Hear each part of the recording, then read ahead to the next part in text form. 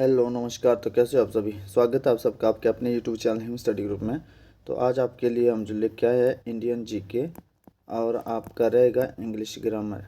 तो Indian GK और English grammar का मिक्स मॉक टेस्ट है। बाकी आपको पता है कि डेली आपके लिए मॉक टेस्ट जो अपलोड होते हैं शाम को 7:30 बजे। तो अपने टाइम से वीडियो को वॉच आउट कर लेना और आप हमारे टेलीग्राम चैनल से भी जुड़ सकते हैं, जिसका लिंक जो डिस्क्रिप्शन बॉक्स में दे रखा है। टेलीग्राम चैनल से जुड़ने के फ़ायदे होते हैं, कभी कभार यूट्यूब पे नोटिफिकेशन नहीं आती तो टेलीग्राम चैनल से आप इजीली ज्वाइन कर सकते हो। बाकी जितने भी आपके मॉक टेस्ट अपलोड किए गए 37-38 मॉक टेस्ट हो गए हैं, उन सब की प्लेलिस्ट बना दी गई है। तो प्लेलिस्ट में जाके आप बाकी जो मॉक टेस्ट है उनको भी जो अटेंड कर सकते हैं, जिसमें आपका HPG के रहता है, इंग्लिश ग्रामर, हिंदी, मैथ आधे मॉक टेस्ट जो पूरे मिक्स मॉक टेस्ट अपलोड किए गए हैं। आगे भी आपके मिक्स मॉक टेस्ट जो अपलोड होते रहेंगे टाइम टू टाइम, ठीक है। तो ये जो मॉक टेस्ट आपके चाहे किसी भी अपकमिंग एग्ज़ाम, पटवारी का हो, फॉरेस्ट गार्ड का हो, या फिर पुलिस का हो, या अदर कॉम्पिटिटिव एग्ज़ाम जिसमें इंडियन जीके और इंग्लिश ग्रामर पूछा जाता है, उन सब के लिए जो मॉक टेस्ट है ये मोस्ट इंपॉर्टेंट जो वो रहने वाले हैं। तो स्टार्ट करते हैं आज का फर्स्ट क्वेश्चन। फर्स्ट क्वेश्चन है कि काजीरंगा राष्ट्रीय उद्यान किस राज्य में स्थित है। तो ये काजीरंगा राष्ट्रीय उद्यान किस राज्य में स्थित है। तो ये महाराष्ट्र में है, मध्य प्रदेश में है, गुजरात में है या असम में है। तो काजीरंगा राष्ट्रीय उद्यान जो है वो असम में है। असम में। और ये फेमस किसके लिए है। फेमस फेमस है ये एक सींग वाले गैंडों के लिए। एक सींग वाले गैंडों के लिए, ठीक है। एक सींग वाले गैंडों के लिए ये जो है फेमस है आपका काजीरंगा राष्ट्रीय उद्यान, और है कहाँ पे, ये असम में। चलते हैं नेक्स्ट क्वेश्चन की ओर। नेक्स्ट क्वेश्चन है कि कपास की खेती के लिए उपयुक्त मिट्टी कौन सी है। तो चिकनी मिट्टी है, काली मिट्टी है, रेतली मिट्टी है, या इनमें से कोई नहीं। तो कपास की खेती के लिए उपयुक्त जो मिट्टी होती है वो होती है रेगुर मिट्टी, ठीक है। रेगुर मिट्टी, जिसको हम क्या बोलते हैं, जिसको हम काली मिट्टी भी बोलते हैं, ठीक है। रेगुर मिट्टी या काली मिट्टी, इसको काली मिट्टी भी बोला जाता है। काली मिट्टी को जो वो रेगुर मिट्टी भी बोला जाता है। तो कपास की खेती के लिए उपयुक्त मिट्टी जो वो आपकी काली मिट्टी है। चलते हैं नेक्स्ट क्वेश्चन की ओर। नेक्स्ट क्वेश्चन है निम्न में से किस राज्य से होकर कर्क रेखा गुजरती है। किस राज्य से होकर, ठीक है। तो असम, मिजोरम, नागालैंड या मणिपुर। तो आपको पता है कि किन किन राज्यों से होकर गुजरती है। 8 राज्यों से होकर गुजरती है। 8 राज्य कौन कौन से हैं। एक तो हो गया आपका राजस्थान, सारे पता होना चाहिए आपको। दूसरा हो गया मध्य प्रदेश, राजस्थान, मध्य प्रदेश। तीसरा हो गया गुजरात, ठीक है। चौथा हो गया आपका छत्तीसगढ़, गुजरात, छत्तीसगढ़। पांचवा हो गया आपका झारखंड, छठा हो गया आपका पश्चिम बंगाल,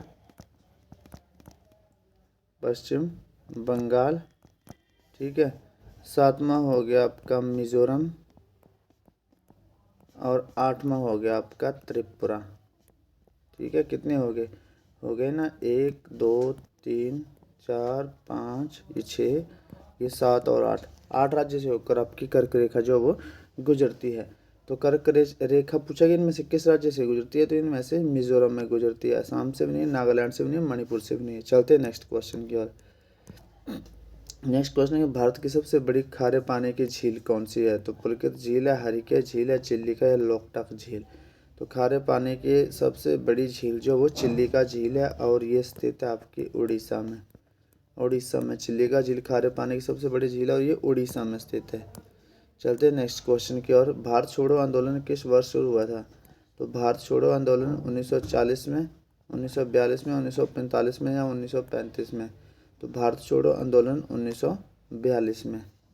चलते हैं नेक्स्ट क्वेश्चन की ओर।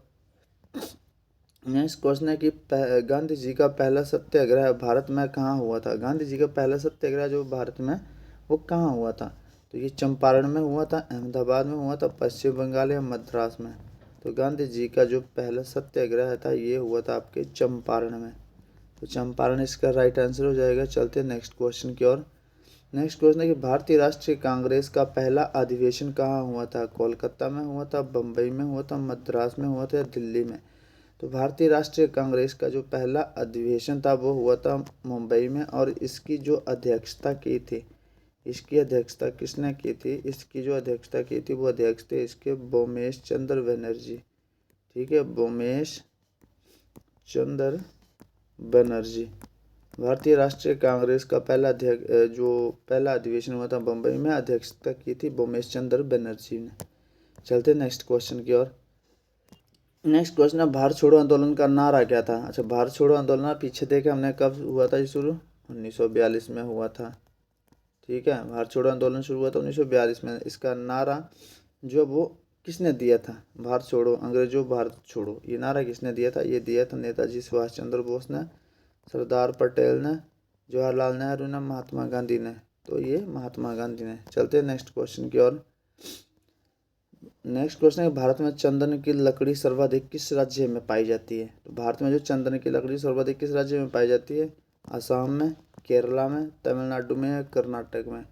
तो भारत में चंदन की लकड़ी सबसे ज़्यादा जो वो कर्नाटक में पाई जाती है। चलते हैं नेक्स्ट क्वेश्चन की ओर। नेक्स्ट क्वेश्चन है कि भारत के राष्ट्रीय ध्वज तिरंगे पर अशोक चक्र किसने दिया? भारत का राष्ट्रीय ध्वज तिरंगा जो इस पर अशोक चक्र जो वो किसने दिया? तो ये डॉक्टर राजेंद्र प्रसाद ने, महात्मा गांधी ने, भीमराव अंबेडकर ने या लाल बहादुर शास्त्री ने? तो ये दिया था भीमराव अंबेडकर ने। भीमराव अंबेडकर ने जो वो तिरंगे पर अशोक चक्र दो वो दिया था। चलते हैं नेक्स्ट क्वेश्चन की ओर। नेक्स्ट क्वेश्चन है कि गौतम बुद्ध की मृत्यु कहाँ पर हुई थी? तो लुम्बिनी में हुई थी, गया में हुई थी, सारनाथ में हुई थी या कुशीनगर में? तो गौतम बुद्ध की जो मृत्यु है वो हुई थी आपके कुशीनगर में। कुशीनगर में जो वो गौतम बुद्ध की मृत्यु हुई थी। चलते हैं नेक्स्ट क्वेश्चन की ओर।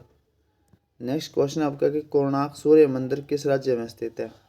तो ये राजस्थान में है, उड़ीसा में है। तो ये राजस्थान में है, उड़ीसा में है, तमिलनाडु में है या केरल में है? तो कोणार्क सूर्य मंदिर। ठीक है, कोणार्क सूर्य मंदिर ये स्थित है आपका उड़ीसा में। कहाँ पे? उड़ीसा में। और एक और है आपका सूर्य मंदिर, ठीक है, जो हिमाचल में सूर्य मंदिर। ये तो कोणार्क सूर्य मंदिर उड़ीसा में स्थित है। एक हिमाचल में सूर्य मंदिर वो कहाँ स्थित है? वो है आपका नीरथ में। ठीक है, चलते हैं नेक्स्ट क्वेश्चन की ओर। नेक्स्ट क्वेश्चन है कि ऑस्कर पुरस्कार का संबंध किस क्षेत्र से है? तो खेल से है, सिनेमा से है, साहित्य से है, चिकित्सा से? तो आपको पता ऑस्कर अवार्ड जो फिल्म जगत में दिया जाता है, सिनेमा में दिया जाता है ये। ठीक है, तो ऑस्कर जो भी है सिनेमा से संबंधित है। चलते हैं नेक्स्ट क्वेश्चन की ओर। नेक्स्ट क्वेश्चन है कि हीराकुंड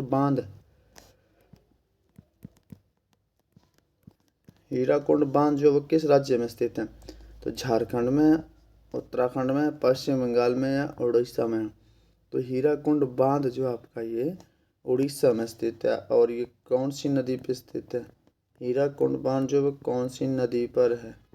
ये आप कमेंट सेक्शन में कमेंट करके बताओगे। ठीक है, चलते हैं नेक्स्ट क्वेश्चन की ओर। नेक्स्ट क्वेश्चन है कि ब्रह्म समाज की स्थापना किसने की थी? रविंद्रनाथ टैगोर ने, दयानंद सरस्वती ने, महात्मा गांधी ने, राजा राममोहन राय ने? तो ब्रह्म समाज की जो स्थापना की थी वो की थी राजा राम मोहन राय ने, जो ब्रह्म समाज की स्थापना की थी। चलते हैं नेक्स्ट क्वेश्चन की ओर। नेक्स्ट क्वेश्चन अब आपका इंग्लिश का सेशन। ठीक है, ये सेशन है आपका फर्स्ट क्वेश्चन है कि plants that grows in water. ठीक है, पौधे जो पानी में उगते हैं उनको क्या कहते हैं? उनको बॉटनी कहते हैं, उनको एक्वाटिक कहते हैं, बेवरेज कहते हैं, अनार्की कहते हैं। तो सबसे पहले हम देखते हैं कि अनार्की किसको बोलते हैं। ठीक है, अनार्की होता है अनार्की होता है अब्सेंस ऑफ गवर्नमेंट, मतलब जहाँ पे जो है वो आपकी गवर्नमेंट ना हो। ठीक है, absence of government in a country, जहाँ पर गवर्नमेंट ना हो उस कंट्री में, तो उस टाइम के लिए बोलते हैं अनार्की। बेवरेज किसको बोलते हैं? बेवरेज बोलते हैं ऑल टाइप ऑफ ड्रिंक, ध्यान से समझना ये drink, all type of drink, यहाँ पे लिख लो ढंग से, all type of drink except, किसको छोड़ के? Except water. पानी जो है आपका बेवरेज में नहीं आता। ठीक है, बाकी आपकी जो भी ड्रिंक हो गई वो सारी आपकी बेवरेज में आती है। All type of drink except water. इसको बोलते हैं हम बेवरेज। ठीक है। बॉटनी, बॉटनी होता है आपका क्या होता है, science of the life of plant. ठीक है। बॉटनी होता है आपका science of the life of plant. Botany होता है आपका science of the life of plant. ठीक है। और एक्वाइटिक, एक्वाइटिक होता है a plants that grows in water. तो आप सारे याद रखेंगे, इंपॉर्टेंट है सारे। चलते हैं नेक्स्ट क्वेश्चन की ओर। नेक्स्ट क्वेश्चन है सिनोनिमस ऑफ गैलेंट। गैलेंट का आपने सिनोनिमस बताना है। ठीक है। गैलेंट, तो गैलेंट किसको बोलते हैं, गैलेंट आप ब्रेव को बोलते हैं। जो ब्रेव होता है, बहादुर होते हैं, ठीक है, उसको बोलते हैं आप गैलेंट, ब्रेव, बहादुर। ठीक है। फेयरलेस, जिसको डर नहीं होता उसको बोलते हैं गैलेंट। गैलेंट्री अवार्ड सेना में जाता है, इसलिए इसको गैलेंट बोला जाता है। ब्रेव, इसने आपने सिनोनिमस बताना। अच्छा, टिमिड क्या होता है, कायर होता है। ठीक है। फेयरफुल, फेयरफुल मतलब डर से भरा हुआ, ये भी डरा हुआ। कोमार्डली, कोवार्डली भी होता है आपका, कायर होता है। लेकिन बोल्ड जो होता है वो बहादुर होता है। तो आपका बोल्ड हो गया, ठीक है, गैलेंट हो गया, ब्रेव हो गया, और एक हो गया डाउंटलेस। ये सारे आपके क्या है, इन सब का मतलब होता है बहादुर। ठीक है। तो ये इसका सिनोनिमस हो जाएगा गैलेंट का। चलते हैं नेक्स्ट क्वेश्चन की और। नेक्स्ट क्वेश्चन है कि एंटोनिमस ऑफ परमिट। परमिट होता है अलाउ करना। ठीक है। अलाउ करना, सैंक्शन करना, ठीक है, ग्रांट करना। तो ये सारे इसके क्या हो जाएंगे, सिनोनिमस हो जाएगा। अपने एंटोनिमस बताना है। तो प्रोहिबिट, प्रोहिबिट होता है प्रतिबंध करना। ठीक है। बैन करना, बैन करना, या फॉरबिड करना। फॉरबिड भी होता है प्रतिबंध करना। ठीक है। ये इसका एंटोनिमस हो जाएंगे। बैन करना, बैन है BANE। ठीक है। बैन करना, फिर फॉरबिड करना, प्रोहिबिट करना, ये इसके एंटोनिमस हो जाएंगे। चलते हैं नेक्स्ट क्वेश्चन की ओर। नेक्स्ट क्वेश्चन है कि a committee was form to look the memorial. अच्छा, कमेटी बताई गई क्यों, लुक फॉर करने के लिए, लुक कैट करने के लिए, लुक इन करने के लिए, या लुक इनटू करने के लिए, या लुक फॉरवर्ड टू। कल आपको सारे बताए मैंने पिछले वीडियो में एक बारी, लुक फॉरवर्ड टू या लुक आफ्टर के लिए। तो कमेटी बताई है मतलब कुछ चीज़ ढूंढने के लिए, देखने के लिए। शॉर्ट विजिट होता है उसके लिए भी इन किया जाता है यूज़। और इनटू होता है छानबीन करने के लिए। लुक फॉरवर्ड टू होता है उत्सुकता से इंतजार करने के लिए। आफ्टर होता है देखभाल करने के लिए। तो कमेटी जो बनाई दी गई है वो मेमोरियल की देखभाल करने के लिए बनाई गई है। The committee was form to look after the memorial, look after the memorial. चलते हैं नेक्स्ट क्वेश्चन की ओर। लास्ट क्वेश्चन आज का, slow and steady wins the race. तो आपको पता है जितने प्रोवर्ब होते हैं उसके बाद जो वर्ब होती है वो सिंगुलर यूज होती है।